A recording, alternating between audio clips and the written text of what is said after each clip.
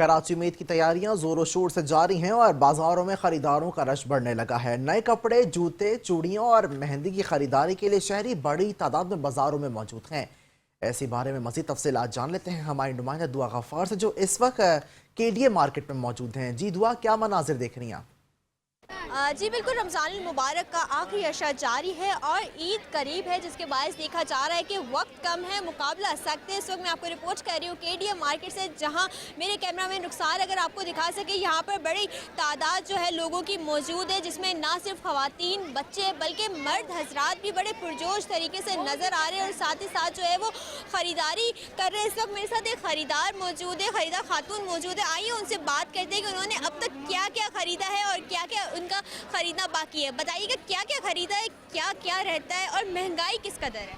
अभी तो थोड़ा बहुत ख़रीदा है, बहुत कुछ बाकी भी रह गया है। बच्चों के कपड़े रह गए हैं, चप्पल वगैरह वो सब चीज़ें रह गई हैं, घड़ी और वॉचेस रह गई हैं। और महंगाई तो यहाँ बहुत ज़्यादा है, बहुत ज़्यादा महंगाई है। कुछ चीज़ें अच्छी रिजनेबल प्राइस में भी मिल रही हैं और कुछ चीज़ें बजट से आउट भी हैं। जैसे कुछ कपड़े हो गए वो हमारी बजट से आउट हैं, और ये छोटी छोटी चीज़ हो गई, ये तो रिजनेबल प्राइस में मिल रही हैं आपको, लेकिन शॉप वालों ने ज़ाहिर बात है उनको रेंट वगैरह भी निकालना पड़ता है। इसके लिहाज से थोड़ा महंगाई भी है और थोड़ा बजट से भी आउट है ये सब चीज़ें। ख़रीदारों का यही कहना है कि गुज़िश्ता साल से जो है वो इस साल महंगाई ज़्यादा देखी जा रही है, जिसके बायस जो है वो ख़रीदने में चीज़ें ख़रीदने में जो है वो मुश्किलात का सामना आ रहा है। मगर यह है कि ईद का त्यौहार है, उसमें महंगाई नहीं देखी जाती, बच्चों को अच्छी तरीके से शॉपिंग करवाई जाती है। जी।